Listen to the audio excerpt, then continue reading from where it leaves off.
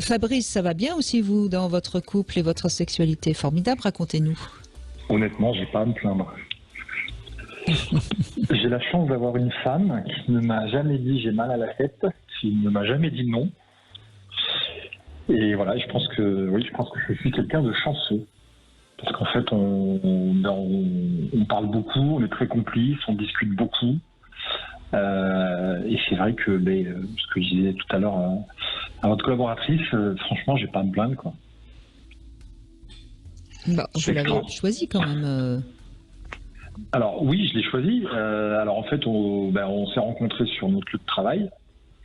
Elle était mariée, moi j'étais en couple. Enfin voilà, et puis bon, il y a eu une attirance. Au début, on s'est dit que c'était uniquement pour le cul. Et puis au final, voilà, ça fait 15 ans, on est mariés et on est heureux. Ok. 15 ans, oui. Je peux vous poser 2 questions? Bien sûr. Première question. Quelle est la fréquence de rapport sexuel? Sur une semaine, 5-6 fois. Ok. Alors, deuxième question. En fait, je voulais surtout venir sur cette question.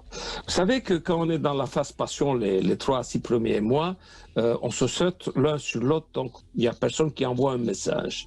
Mais une fois que le couple s'établit, ils passent un certain moment ensemble, l'un envoie un message à l'autre. Est-ce que c'est toujours le même qui envoie le message chez vous? Et quel est le contenu? Comment vous invitez l'autre à avoir un rapport sexuel? Qu'est-ce que vous faites? Disons, pour le moment, vous voulez un rapport sexuel. Qu'est-ce que vous faites? Comment vous invitez l'autre? Alors, j'ai quelque chose. J'adore ma femme. Et en fait, des fois, quand elle rentre, je dis tu sais quoi, ce soir, je voudrais que tu me mettes un truc. Et voilà, ça, c'est le. Ça, c'est le message. C'est ça. C'est ça. C'est le code entre vous. C'est le code, ouais, c'est ça. Donc non, c'est vrai qu'on est très complices, on regarde des films, on a des jouets, enfin voilà, on s'amuse, quoi. Vous êtes certainement sexophiles tous les deux, et puis de toute façon ça a démarré sur le plan de la sexualité. Donc dès le départ, il y avait une vraie entente corporelle, ça c'est sûr. C'est ça. On se retrouve le midi à l'hôtel. Et elle, son code, c'est quoi? Son message, son signal? Quand elle veut vous inviter, qu'est-ce qu'elle dit? Elle attend que ce soit moi qui lui envoie. Bien souvent. Bien souvent. Vous lui envoyez tellement souvent que de toute façon, elle n'a pas de place. Ouais, après, elle ne peut pas respirer, quoi. Au bout de 15 ans, non, mais elle n'a jamais mal à la tête. Oui, c'est ça, c'est vrai. C'est vrai que le Doliprane sur la table de chevet, je ne connais pas. Mais non, parce que de toute façon, elle est partante parce que de toute façon, à chaque fois, elle a du plaisir, donc elle va pas se refuser ça quand même. Ce serait stupide. C'est sûr. C'est sûr. Si au bout de 15 ans, elle est toujours partante, c'est que ça se passe bien. Sinon, ou alors, elle serait vraiment très très maso et ça se verrait. Mais alors, moi, je vais poser une question, Fabrice. Quand vous vous êtes rencontrés, donc vous étiez tous les deux en couple, ça se passait pas bien sexuellement dans vos couples respectifs? Alors, pour elle, je ne pense pas. Moi, c'est sûr que non, puisqu'à l'époque, j'étais en couple, puis voilà, j'avais une maîtresse, 2 maîtresses, 3 maîtresses. Et en fait, je me souviens d'une phrase que m'avait dit ma grand-mère à l'époque. Elle m'avait dit, dans un couple, quand on a des problèmes de fric et de cul, ça peut pas aller. Moi, j'avais la chance, j'avais le problème sur les deux. Et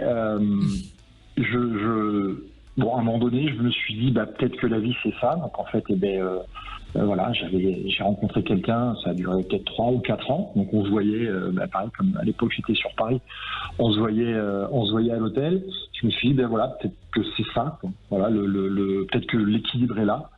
Et après, donc, quand j'ai quitté Paris, donc, j'ai rencontré ma femme, mariée, mère de famille, enfin voilà, tout. En plus, ce qui était compliqué, c'est que on travaillait ensemble et ses ex-beaux-parents étaient amis intimes avec notre patron. Donc je vous laisse imaginer. Et donc on s'est vu au début, parce qu'on avait une attirance. Très discrètement, oui. Oui, voilà. Et puis on s'est dit, c'est que pour ça, parce que elle connaissant sa situation, en plus connaissant la relation qu'elle avait avec le patron, enfin voilà, on s'est jamais dit on va se mettre ensemble, enfin voilà. Sauf que les semaines, les mois ont fait que un jour elle m'a dit qu'elle avait des sentiments. Donc là, c'était un peu plus compliqué. puisque ben voilà, lorsque que son mari l'a fait suivre, etc. Au bout de combien de temps elle vous a dit qu'elle vous aimait? Alors, peut-être au bout de 6 mois, peut-être. Parce qu'en fait, si vous voulez, moi, entre-temps, bon, comme dans mon couple, ça n'allait pas bien, psychologiquement, j'étais pas bien. Et en fait, j'ai eu un coup de foudre pour une cliente. Et en fait, j'ai tout envoyé balader. C'est-à-dire que j'ai quitté la maison. J'étais prêt à aller à l'hôtel. Cette personne m'a dit, ben non, viens chez moi. Enfin bref, voilà. Donc en fait, j'ai eu un coup de foudre qui a duré 5 mois, qui a été dévastateur dans tous les sens du terme. Et quand je me suis repris en main, donc mon ex, voilà, je lui ai dit, écoute, ben voilà, je te laisse 3, 4, 5, 6 mois pour trouver un appartement. Une fois que tu l'as trouvé, je récupère la maison. Et là, donc je me suis retrouvé seul dans une région où je n'avais pas d'amis, pas de famille. Et en fait, ma femme est revenue me voir. Puisqu'en fait, je lui avais dit, écoute, je préfère qu'on arrête, voilà, j'ai quelqu'un, bref. Donc, je pense que ça, c'est quelque chose, enfin, c'est pas je pense, puisque quand on en reparle, elle sait me le coller dans les dents et elle a raison. Et en fait, elle est revenue me voir. Et puis là, elle connaissait ma situation, je connaissais la sienne. Et puis, on s'est dit, écoute, allez, on essaye et puis on verra. Voilà, on se promet rien, on verra bien. Donc elle a, comme dans son couple ça n'allait pas bien, donc elle a divorcé, on s'est mis ensemble et puis voilà, maintenant on est ensemble. Et en fait, je pense que ce qui nous soude, c'est que à l'époque quand on s'est marié, enfin autant moi le mariage je voyais pas l'intérêt, et quand je me suis mis avec elle, ça a été une évidence. C'était elle et pas une autre. Et à l'époque elle avait aux alentours des 38 ans, donc on s'est marié, on a voulu avoir notre petit à nous, qui a été très compliqué.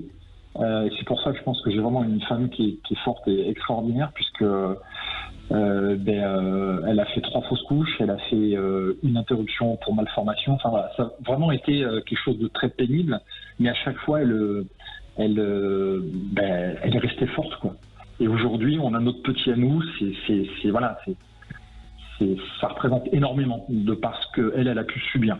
Parce que voilà, quand vous avez comme je dis, moi j'ai bon rôle, hein, mais voilà, quand vous avez votre femme qui est en train de se vider, ça a vraiment été une période très compliquée. Je pense que cette épreuve a renforcé notre couple. Bon, en tout cas, votre histoire, elle est forte. Hein. On voit bien que vous étiez fait pour vous rencontrer, et on peut penser que y a quelque chose de. Enfin, on parlait des 3 piliers. Yves Slati, on entend bien que les 3 piliers sont solides là. Oui, je pense qu'on est fort. Souvent, on a une ancienne collègue qui souvent a dit donc à ma femme, mais tu l'as dans la peau. Enfin voilà, on a les mêmes goûts, on a les mêmes envies, on pense pareil. Ou moi je vais penser à un truc, elle me dit tiens j'ai pensé à ça et ça. Je dis voilà, c'est exactement ce que j'allais te dire. Enfin non, je pense que oui, on est. Bien sûr, hein, on a eu nos moments un peu pénibles, etc. Mais oui, je pense qu'au final on est bien ensemble. Je crois qu'on peut l'affirmer nous aussi.